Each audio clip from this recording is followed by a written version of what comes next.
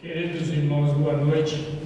É um prazer muito grande e uma responsabilidade maior ainda estar aqui neste culto para falar de Deus, falar dos espíritos de luz, falar de nós mesmos e falar daqueles que aqui se encontram na busca do socorro eterno. Esses irmãos que aqui estão desencarnados serão encaminhados aos locais de luz, aos locais de tratamento, e por todos os nossos irmãos companheiros de luz que aqui se encontram para nos amparar, nos socorrer e nos orientar no trabalho da noite. Que assim seja.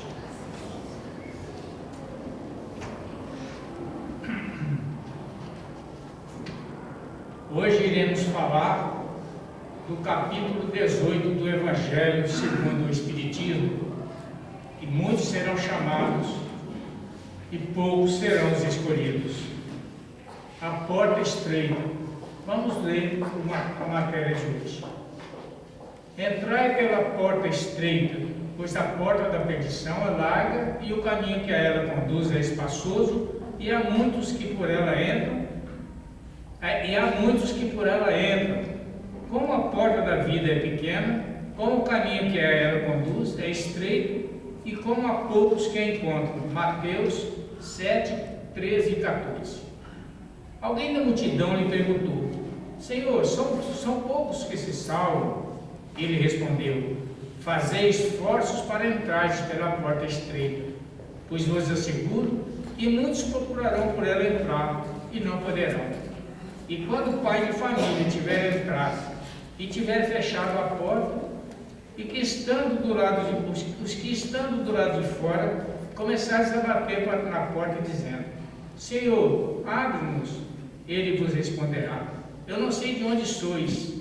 Então começareis a dizer: Comemos e bebemos em vossa presença, e ensinaste em nossas praças públicas. E ele vos responderá: Não sei de onde sois. Afastai-vos de mim, vós todos que cometeis iniquidades.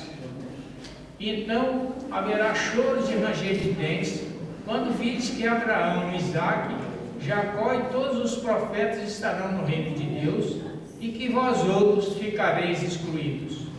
Virão do Oriente, do Ocidente, do Setentrião e do Meio-Dia, muitos que terão lugar na família do reino de Deus. Então aqueles que forem os últimos serão os primeiros, e os que forem os primeiros serão os últimos. Lucas 13, 23 a 13, 30. Larga é a porta da perdição, pois que as más paixões são numerosas, e os caminhos do mal é frequentado pela maioria. A da salvação é estreita, pois os homens que querem transpô-la devem fazer grandes esforços para vencer suas más tendências, e poucos se submetem a isso. É o complemento do ensinamento moral. Muitos são os chamados e poucos os escolhidos. Tal é o estado atual da humanidade terrena, pois sendo assim um mundo de expiação, nela o mal predomina, mas quando se transformar, o caminho do bem será o mais frequentado. Este ensinamento deve ser entendido na sua verdadeira significação e não no sentido que as palavras expressam. Se fosse esse o estado normal da humanidade, Deus teria voluntariamente condenado à perdição a imensa maioria das suas criaturas. Suposição inadmissível, desde que se reconheça que Deus é todo justiça e bondade. Mas de quais faltas esta humanidade seria culpada para merecer uma sorte tão triste no presente e no futuro, se estivesse na sua totalidade relegada à terra e a alma não tivesse tido outras existências? Por que tantos entrares no caminho? Por que essa porta tão estreita para ser transportada por tão poucos, se a sorte está definitivamente fixada após a morte? E assim que, com a ideia de uma única vida, o homem está sempre em contradição consigo mesmo e com a justiça de Deus. Com a vivência anterior da alma e a pluralidade dos mundos, o horizonte se alarga, a luz ilumina aos pontos menos esclarecidos da fé. O presente e o futuro tornam-se solidários com o passado, e então só assim se compreende toda a grandeza toda a verdade, toda a sabedoria dos ensinamentos morais de Cristo. Hoje eu vou contar a leitura de um livro que eu fiz há alguns anos atrás. Quando comecei no Espiritismo, era uma busca incessante de ensinamentos, de aprendizados. E eu aprendi nesse livro e depois, graciosamente e grandemente, a Warner Bros. Produziu o mesmo filme do mesmo livro, que se chama Paixão Eterna.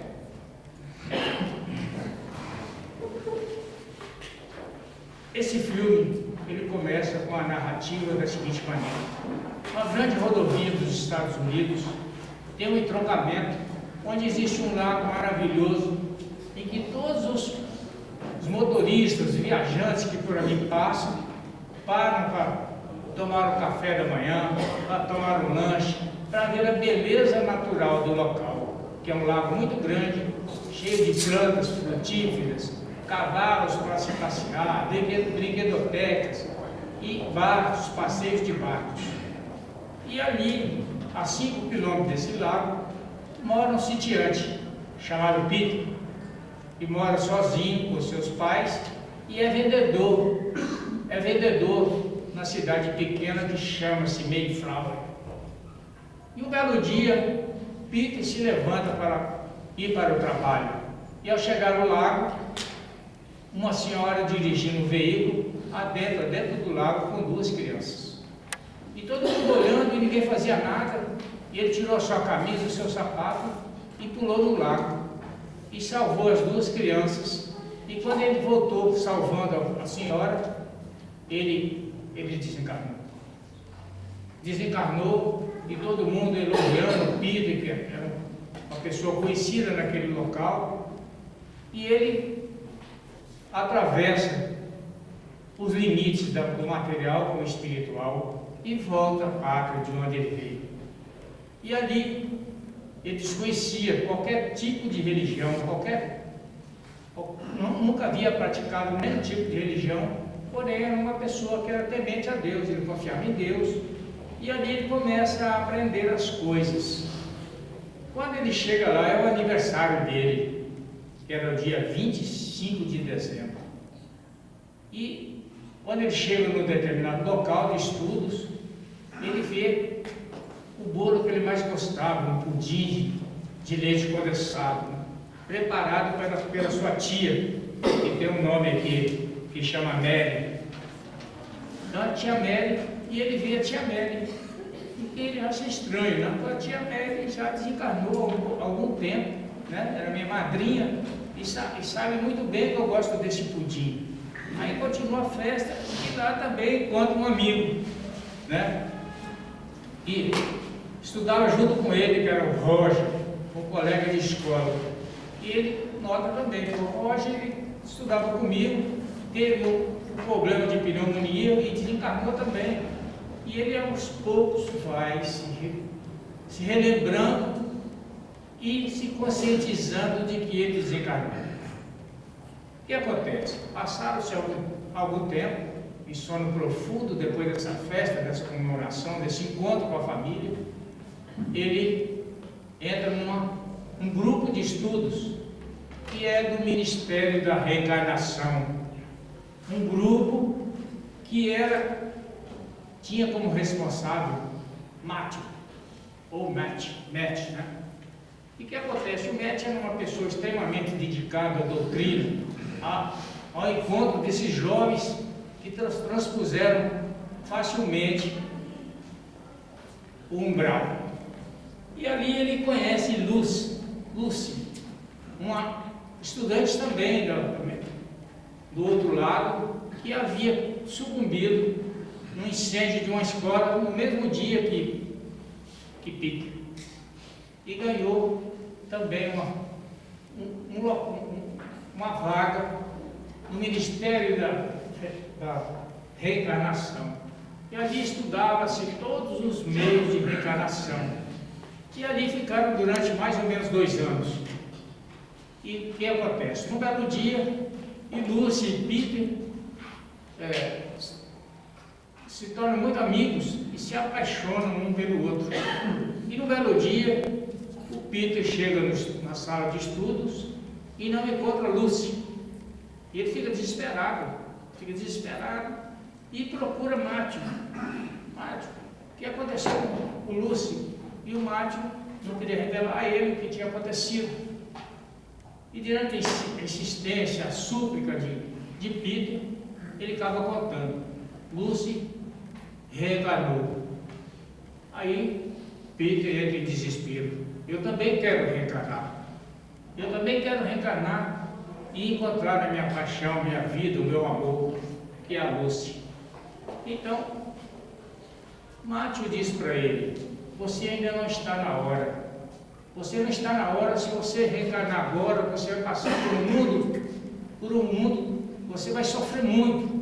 Você vai ser filho de uma prostituta, você vai sofrer bullying na escola, você vai ter uma dificuldade muito grande de vencer na vida. Mesmo assim, Peter aceita as condições, como todos nós aceitamos quando reencarnamos.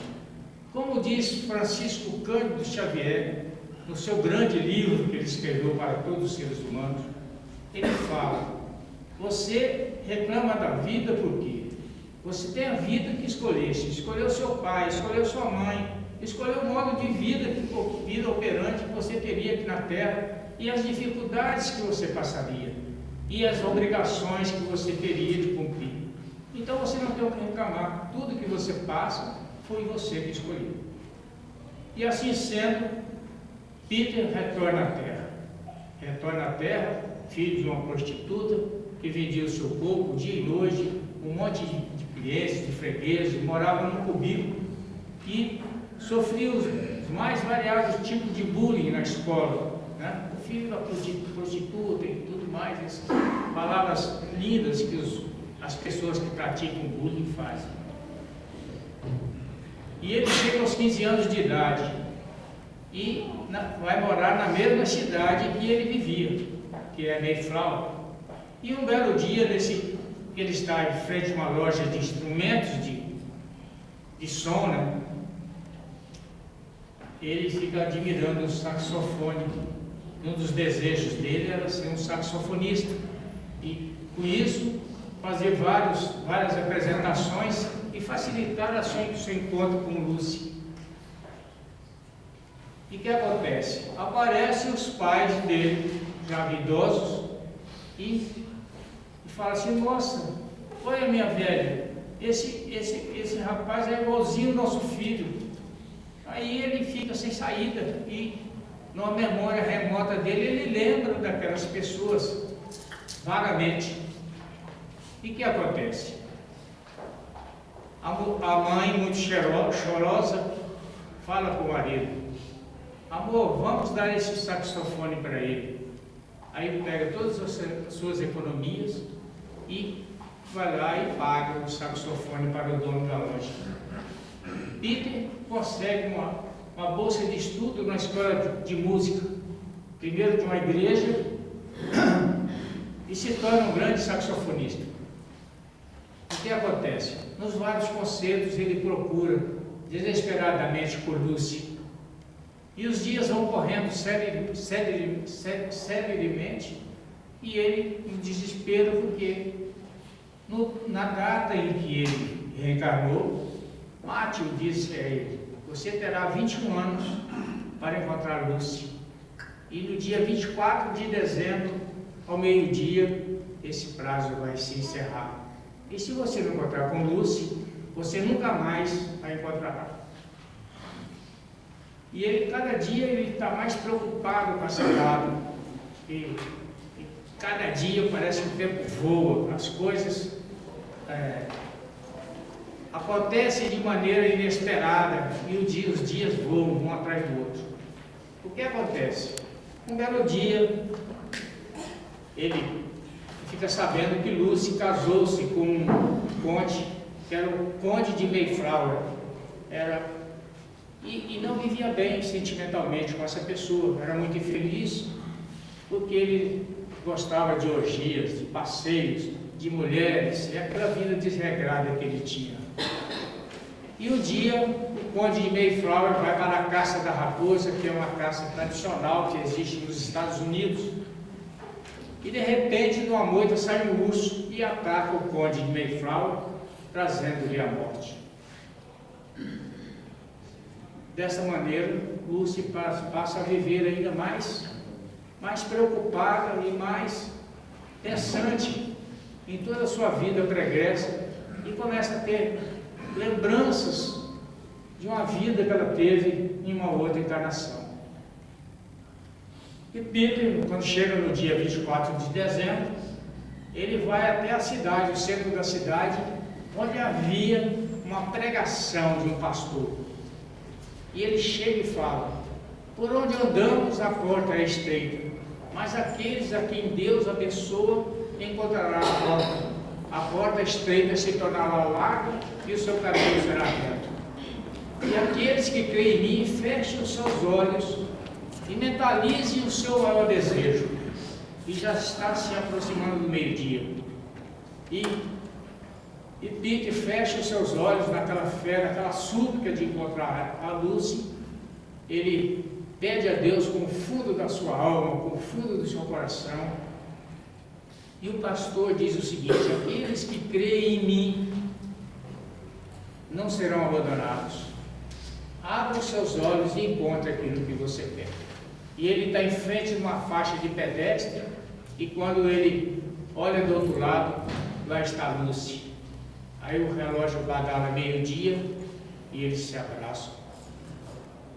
Então aí nós vemos que a porta é estreita, aqueles que correm atrás daquilo que querem e que precisam, têm o coração generoso, têm a caridade, têm a generosidade, o amor, a fé, a esperança e a certeza de que o dia de amanhã será sempre melhor do que hoje. Vou falar aqui também sobre as definições que são dadas sobre a porta estreita. Qual o significado de porta e sua simbologia nas diversas religiões? A porta estreita refere-se à nossa salvação. O que Jesus realmente quis dizer com o termo porta estreita? Simbologia da porta. A porta simboliza o local de passagem entre dois estados, entre dois mundos, entre o conhecido e o desconhecido, a luz e as trevas, o tesouro e a pobreza extrema. A porta não sociada convida-nos a transpor, passar do domínio do profano para o domínio do sagrado. Há diversos tipos de portas: as portas das catedrais, as torana hindus, as portas do templo das cidades quíveis e os toris japoneses e etc. Nas tradições judaicas e cristãs, a importância da porta é imensa, porquanto é ela que dá acesso à revelação. Se Cristo em glória é representado no alto dos frontispícios das catedrais, é porque Ele próprio é, de acordo com o mistério da redenção, a porta pela qual se chega ao reino dos céus. Eu sou a porta, quem entrar por mim será salvo. João 10, 9. No sentido escatológico, é a possibilidade de acesso a uma realidade superior. Quando nos prediscamos a viajar para um país vizinho, levamos conosco somente o necessário: roupas, calçados e um pouco de dinheiro. E mesmo que quiséssemos levar muita coisa em nossa bagagem, poderíamos ser impedidos no aeroporto por excesso de peso. E se estivéssemos empreendendo uma viagem para o outro lado da vida, o que deveríamos levar? Somente aquilo que fosse possível de ser passado pela porta estreita. O resto teria de ficar aqui. Allan Kardec, no Evangelho segundo o Espiritismo, ao tratar da propriedade, diz que a verdadeira propriedade não é o dinheiro e os bens materiais que ficam aqui, mas o desenvolvimento da inteligência, os conhecimentos morais e o bem que tivermos praticado em prol do nosso próximo. Estes são os verdadeiros que nenhum ladrão nos roubará. Entrai pela porta estreita, porque a larga é a porta da perdição, e espaçoso é o caminho que a ela conduz, e muitos são os que por ela entram. Quão pequena é a porta da vida, quão apertado o caminho que a ela conduz, e quão poucos a encontram. Mateus 7, 13 e 14. Tendo-lhe alguém feito uma pergunta: Senhor, serão os poucos que se salvam? Respondeu-lhes ele: esforçai-vos por entrar pela porta estreita, pois vos asseguro que muitos procurarão transpô-la e não o poderão. E quando o pai de família entrado e fechado a porta, e vós de fora começardes a bater, dizendo: Senhor, abre-nos, e ele vos responderá: sei de onde sois. Por vós, eis a dizer: comemos e bebemos na tua presença, e nos incluíste nas nossas praças públicas. Ele vos responderá: não sei de onde sois, afastai-vos de mim, todos vós que praticais a iniquidade. Então haverá prantos e ranger de dente, quando vires que Abraão, Isaque, Jacó e todos os profetas estão no reino de Deus, e que vós outros sois deles pedidos. Virão muitos do Oriente e do Ocidente, do Setentrião e do Meio-Dia, que participarão do festim no reino de Deus. Então os que forem últimos serão os primeiros, e os que forem os primeiros serão os últimos. Lucas 13, 23 a 30. Os planejamentos da reencarnação, os pedidos. Antes de virmos a este mundo, pedimos aos bons espíritos a porta estreita, a fim de aproveitarmos a oportunidade de evolução espiritual. Queremos vir com defeitos no corpo, impossibilidades mil, a fim de que estejamos aptos ao trabalho de ressarcimento de débitos passados, como também a nossa preparação para o que há de vir.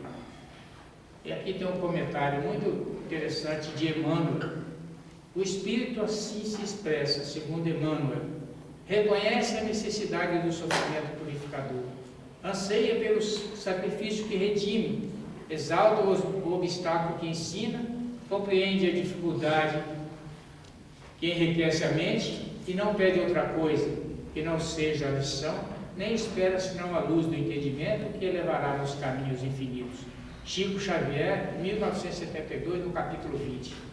Estando encarnado, porém, volta a procurar as portas largas por onde transitam as multidões, esquecendo de todos os compromissos assumidos. O espírito do irmão X, no capítulo 15, do Instante da Vida, narra-nos as provações pedidas por Alberto Nogueira no sentido de reparar a sua posição de espírito delinquente. Em resumo, ele diz: rogo a vossa permissão para tornar ao campo terrestre a fim de resgatar as minhas faltas. Conceda-me a lepra, o abandono dos entes queridos, a extrema penúria, a loucura ou a cegueira, os calvários morais e os tormentos físicos de qualquer natureza. Eis o despacho da superioridade superior. O Senhor pede misericórdia, não sacrifício. O interessado resgatará os próprios débitos em vida normal, com as tarefas naturais de um lar humano e de uma família, em cujo seio encontrará os contratempos justos e educativos para qualquer criatura com necessidade de reequilíbrio e aprimoramento.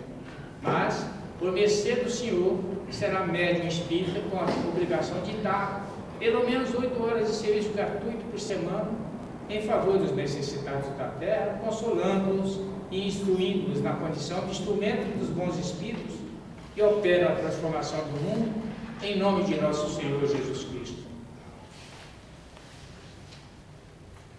Então nós vimos aqui sobre a porta estreita, falamos sobre tudo que nos cerca, de todas as bondades que devemos praticar ao longo da nossa vida. E tenho certeza que todos aqui batalham para entrar pela porta estreita. Pela porta estreita.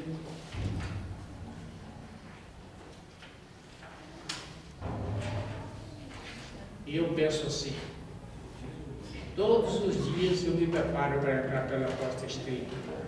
E você, o que faz? Pela porta estreita não passam as futilidades. Pense nisso. Muito obrigado, boa noite.